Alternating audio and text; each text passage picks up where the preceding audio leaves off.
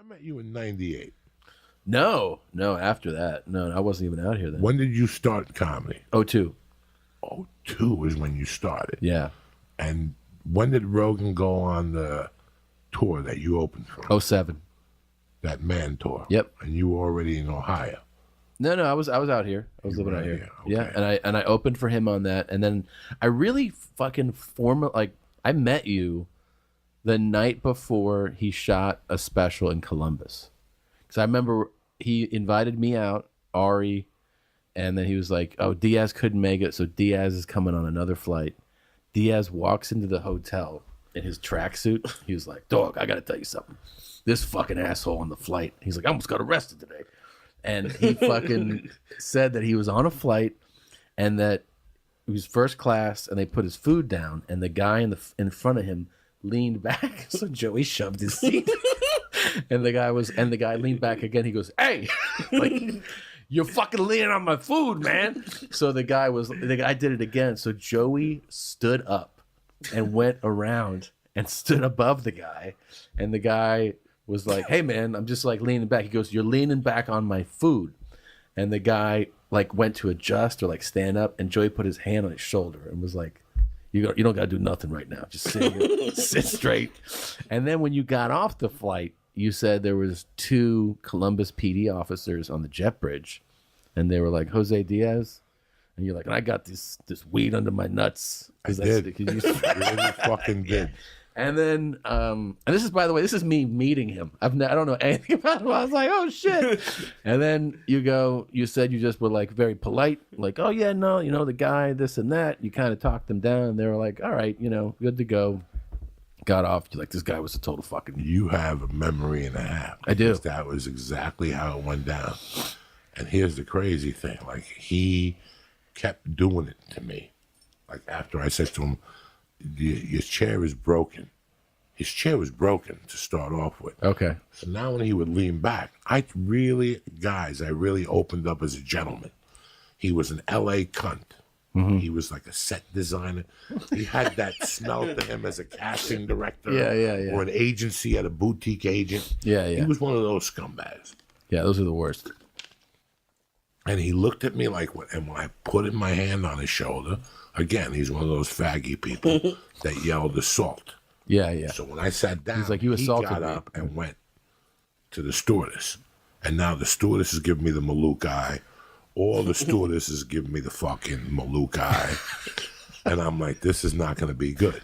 Yeah. And in those days, I had my sleep apnea bag. And at this time, I was getting in trouble at airports every other week. Every other week, I was having a beef at an airport. Really? Just between the cocaine and my attitude, and it was just a bunch of things that attributed to it. And I remember when we got off the plane, the cops were waiting for me, and I'm stinking a reefer.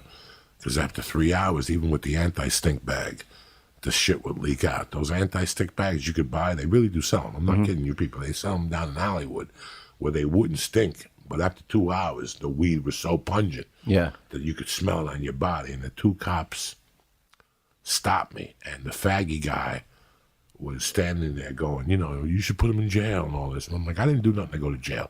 I tried to be a man and explain something to you, right in front of the cops. I'm like, but you were too much of a cunt, an LA cunt. And the cops kind of were like, "Oh, I get what's going on." I go, "These guys are fucking," because they're blue collar guys. So he walked away. Yeah. And they held me there, so we couldn't be at the luggage together, and that was it. But there's a God. See, after these motherfuckers, I don't know whether he sent his son to kill Jesus. I don't know whether he's Chinese. I don't know whether he's a Buddha. I don't know if he's a Hindu. There's a God. Guess what happened a year later? I saw that same bitch across going to Columbus on a Friday with me. Are you serious?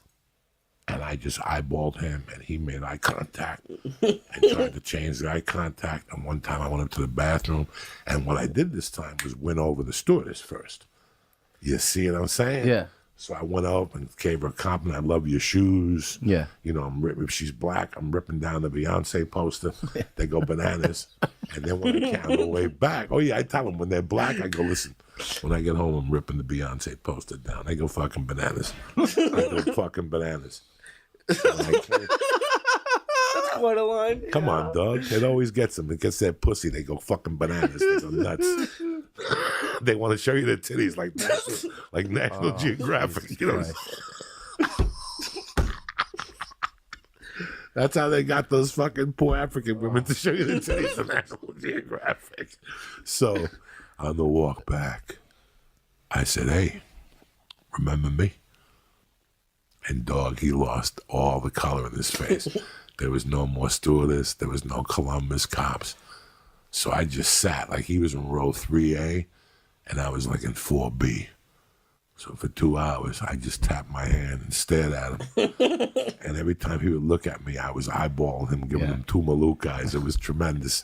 He got off that plane and ran. I bet. He ran off that fucking plane, and I giggled all the way to whatever, because there's a God in the fucking sky, you dumb fuck. You fucking dummy acting that way. I was a gentleman.